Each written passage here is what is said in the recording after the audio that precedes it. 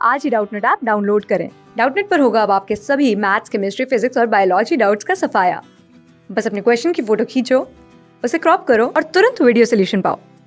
Download now. नमस्कार दोस्तों, हम पढ़ रहे थे एकांकी जिसका शीर्षक है अंडे के छिलके और इस एकांकी के लेखक है मोहन राकेश जी। दोस्तों, इस एकांकी के भाग 3 में हमने जाना कि गोपाल जो है घर के अंदर आ जाता है। जब गोपाल को इस बात का पता चलता है कि घर में अंडे बन रहे हैं तो वह वीना पर गुस्सा होता है और वीना उसे समझाती है और कहती है कि राधा जी को सब पता है कि तुम अपने कमरे में रोज सुबह अंडे का नाश्ता बनाकर खाते हो। फिर बीना, राधा और गोपाल जो है आपस में बातें कर रहे होते हैं। अंडे के हलवे की तैयारी हो रही होती है।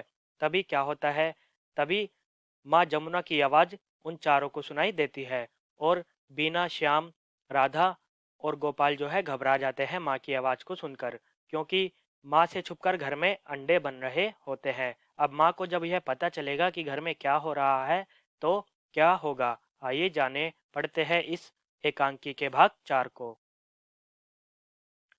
गोपाल जल्दी से वीना का जंपर उठाकर छिलकों पर डाल देता है और चीनी की एक प्लेट लेकर फ्राइंग पैन को उससे ढक देता है। अब जैसे ही माँ की आवाज को गोपाल सुनता है तो जल्दबाजी में गोपाल वीना के जंपर को उठाता है और अंडे के छिलकों पर उसको डाल देता है। चीनी की एक प्लेट को उठाता है और फ्राइंग पैन को उससे ढक देता है।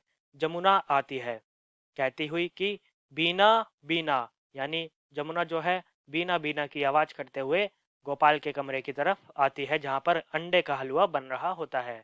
दरवाजे के पास आकर दरवाजे को धकेलकर खोलती है। श्याम कंधे हिलाकर पास से हट जाता है। जमुना जो है दरवाजे के पास आती है, दरवाजे को धकेलती है। श्याम पीछे हट जाता है। जमुना कहती है, क्या बात है, इस तरह दरवाजा बंद क्यों कर रखा था?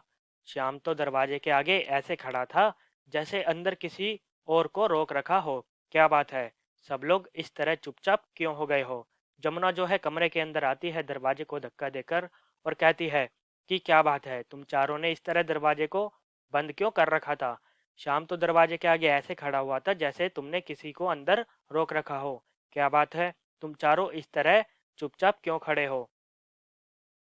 गोपाल कहता है जमुना माँ से कि कुछ नहीं माँ, तुम आओ, आओ, आओ। दरवाजा खुला ही था, श्याम तो ऐसे ही वहां खड़ा था, आओ बैठो। गोपाल जो है हड़बड़ा जाता है, घबरा जाता है, कहता है कुछ नहीं माँ, तुम आओ, दरवाजा ऐसे ही खुला था, श्याम तो ऐसे ही वहां पर खड़ा था, तुम आकर बैठो। जमुना गोपाल की बातों को सुनकर कहती है कि आज 2 घंटे से मेरे कमरे की छत चू रही है। मैंने कितनी बार कहा था कि लिपाई करा दो, नहीं तो बरसात में तकलीफ होगी, मगर मेरी बात तो तुम सब लोग अनसुनी अनसुनी कर देते हो।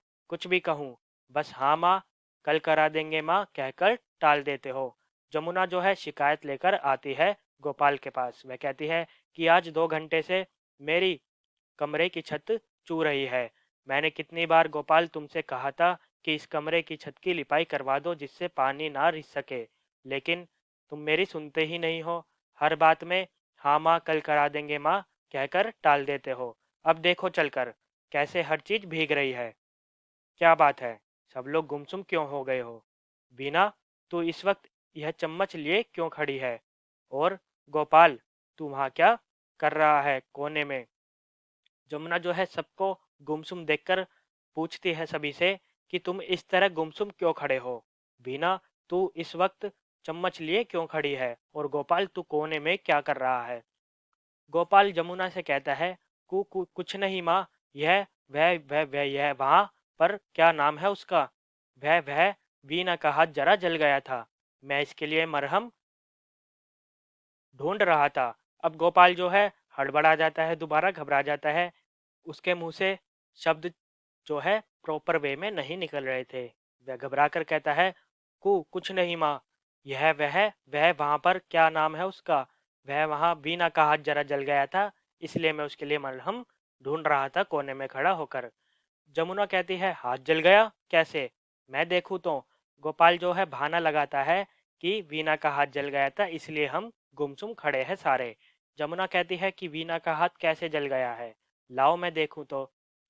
पास जाकर वीना के दोनों हाथ पकड़कर देखती है। जमुना जो है वीना के दोनों हाथों को पकड़ देखती है कि कहाँ से उसका हाथ जला है।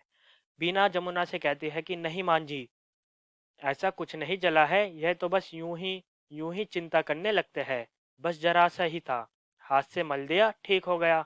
बीना कहती है नहीं माँ जी, ज्यादा मेरा हाथ नहीं जला है, यह तो यूं ही चिंता कर रहे हैं, मेरा हाथ जरा सा ही जला था, अब तो ठीक हो भी गया है। गोपाल कहता है हाँ, वैसे तो बिल्कुल ठीक हो गया, मगर मैंने कहा कि मरहम मिल जाए तो फिर भी लगा दूं, कभी वक्त पर पता नहीं चलता और बाद में तकलीफ बढ़ जाती है। कहते हैं कि prevention is better than cure, मतलब कि बाद में इलाज करने से पहले एहतियात बरतना ज़्यादा अच्छा है। इसलिए मैंने सोचा कि एहतियात के तौर पर थोड़ी मरहम लगा दूं।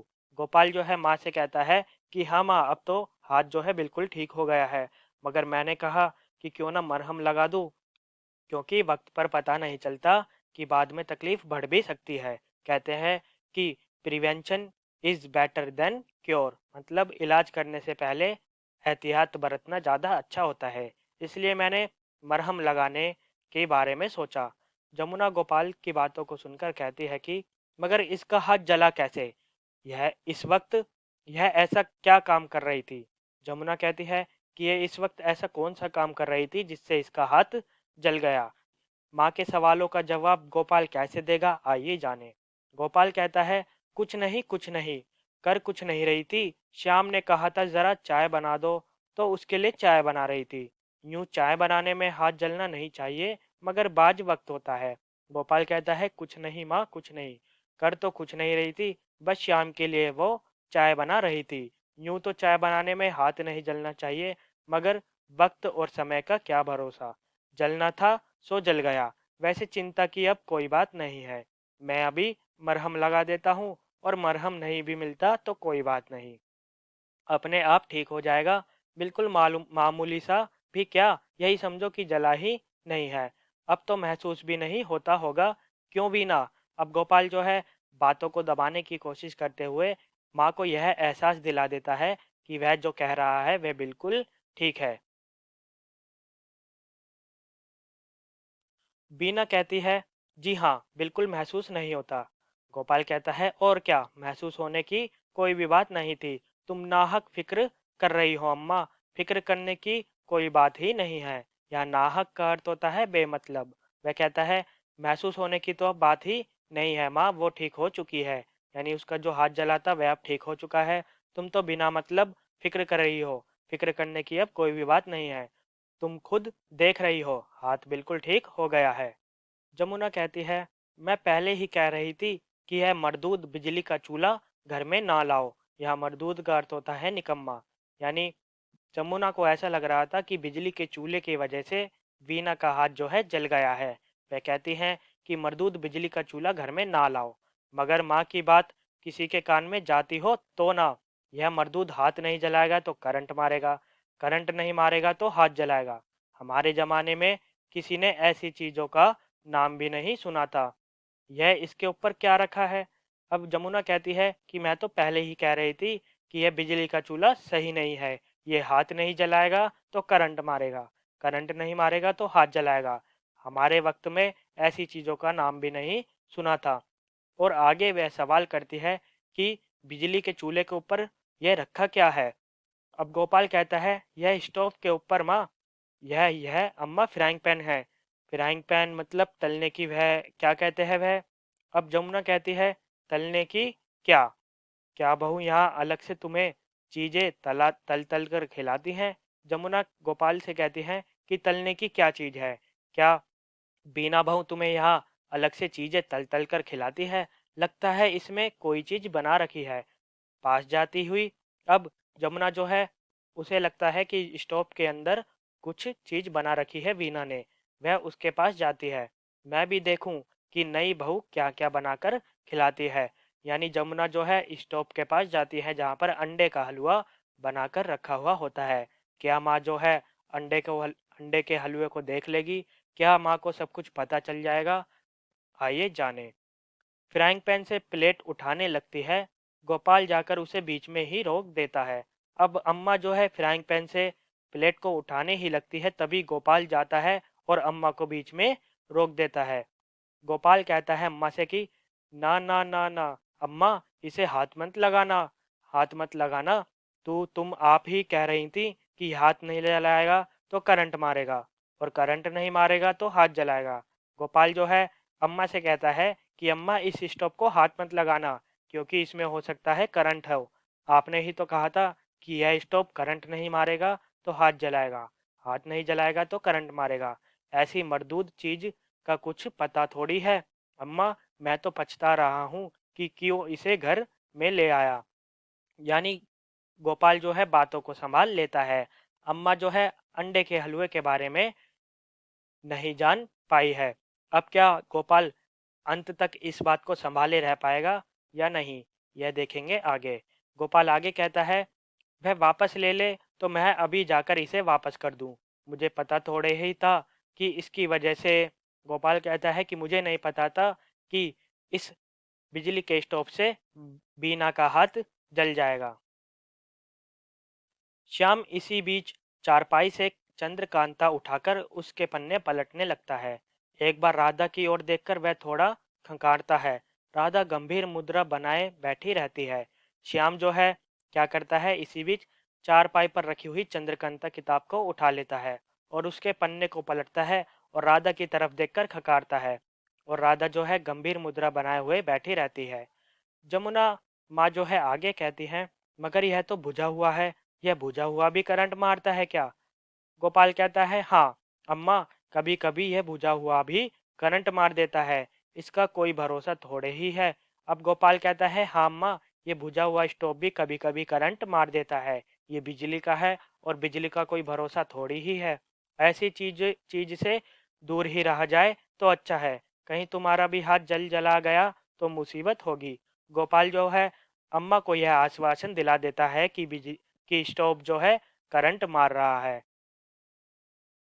जमुना कहती है, अच्छा नहीं हाथ लगाती, मगर बता तो सही कि इस पर छोटी बहू तेरे लिए बनाती क्या क्या है, इस वक्त भी तो कुछ बना रखा है।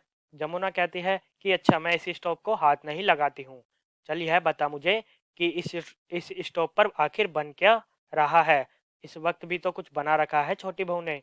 अब गोपाल क्या कहता है, आइए जाने। वह कहता है कि कुछ नहीं अम्मा, इसमें कुछ खास चीज नहीं है, ये श्याम जरा कह रहा था तो उसके लिए। गोपाल जो है अम्मा से कहता है कि इस स्टोव के बर्तन में कुछ भी नहीं है, श्याम जरा कह रहा था तो उसके लिए कुछ बन रहा है। श्याम को जैसे ही पता लगता है कि वह फंसने वाला है तो वह चौंक जाता है और अपनी सफाई सफाई देते हुए कहता है कि भैया, मैंने कहाँ कहा था, वह तो खुद भाभी का ही ख्याल था। क्यों भाभी? अब श्याम को ऐसा लगता है कि उनका भेद माँ के सामने खुलने ही वाला होता है।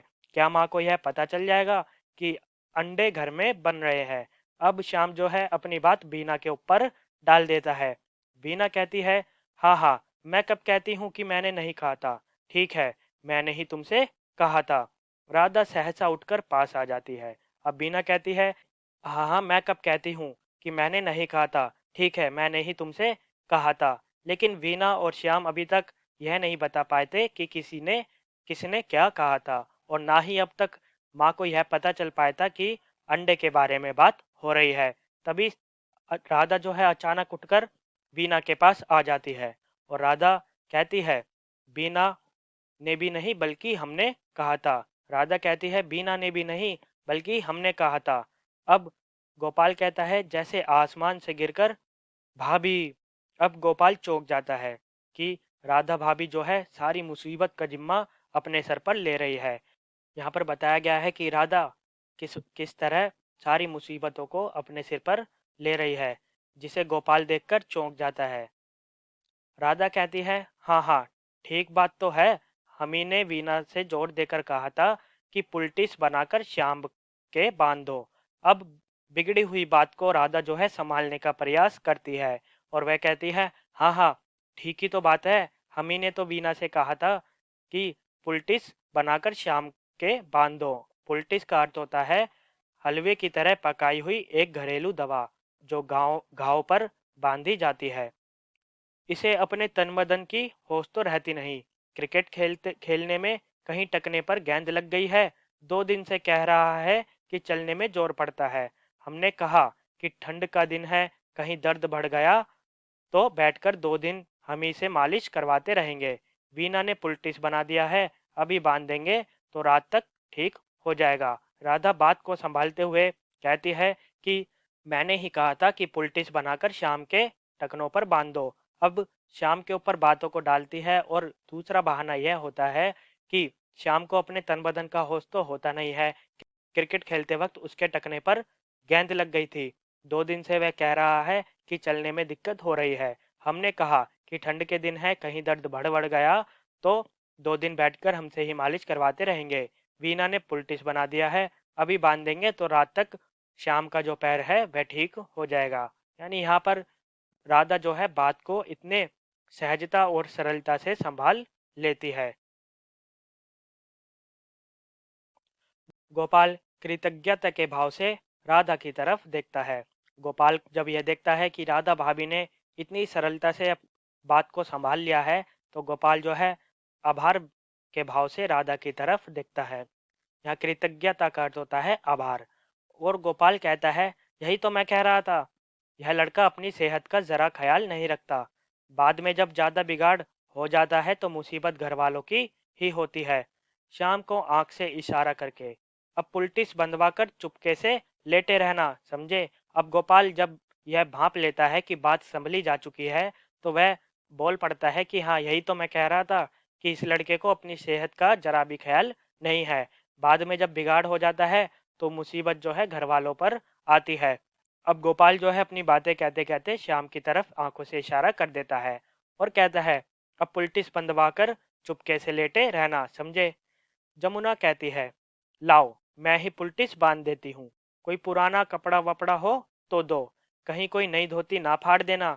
यह देखो नए कपड़ों का क्या हाल कर रखा है। अब जमुना कहती है कि लाओ मैं ही पुलटिस बांध देती हूँ, कोई पुराना कपड़ा वपड़ा मुझे दे दो, कोई नई धोती को फाड़ मत देना। यह देखो नए कपड़ों का क्या हाल कर रखा है तुमने। अब जमुना जब पुलटिस बांधने की बात करती है तो घर वाले क्या कहेंगे। यदि माँ पुलटिस बांधने पर जोर देती है तो अंडे का भेद खुल जाएगा। अब इस तरह बात को कैसे संभाला जाएगा, आइए जाने। जमुना आगे पूछती है कि ये रेशमी जम्पर मेज पर क्यों डाल रखा है। ये मेज साफ करने के लिए है। अब वह रेशमी जम्पर की तरफ देखती है जिससे अंडे के छिलके ढके हुए हैं। अब पूछती है जमुना की, यह रेशमी जम्पर मेज पर क्यों डाल रखा है, क्या ये कपड़ा जो है मेज साफ करने के लिए है। मेज पर से जम्पर उठाना चाहती है मगर गोपाल फिर बीच में आकर रोक देता है। यानी अंडे के छिलकों के कपड़े को उठाने के लिए जमुना माँ जो है आगे बढ़ ही रही होती है, तभी गोपाल बीच में आकर रोक देता है। अब तक तो बात संभाल रखी है सभी ने। अब माँ जो है दो बातें करती है कि लाओ पुलटिस मैं ही बांध देती हूँ। अब पुलटिस तो बंधा नहीं है। अब माँ यदि जिद पर अड़ गई कि मैं ही पुलटिस बांधूंगी तो अंडे का भेद खुल जाएगा। और दूसरी बात यह होती है कि माँ जो है उस जम्पर की बात करती है जिससे अंडे के छिलके ढके हुए हैं। यदि माँ ने उस जम्पर को उठा लिया तो अंडे के छिलकों का भेद खुल जाएगा। अब गोपाल किस तरह से बात को संभालेगा ये देखेंगे हम इस एकांकी के अगले भाग में। तो दोस्तों यह था एकांकी का भाग नंबर 4। इस एकांकी के अगले भाग को देखेंगे हम अपनी अगली वीडियो में। धन्यवाद। क्लास 6 से 12 से लेके नीट, IIT, जेई मेंस और एडवांस के लेवल तक 10 मिलियन से ज़्यादा स्टूडेंट्स का भरोसा। आज ही डाउनलोड करें डाउटनेट ऐप या व्हाट्सएप कीजिए अपने डाउट्स 8400 400 400 पर।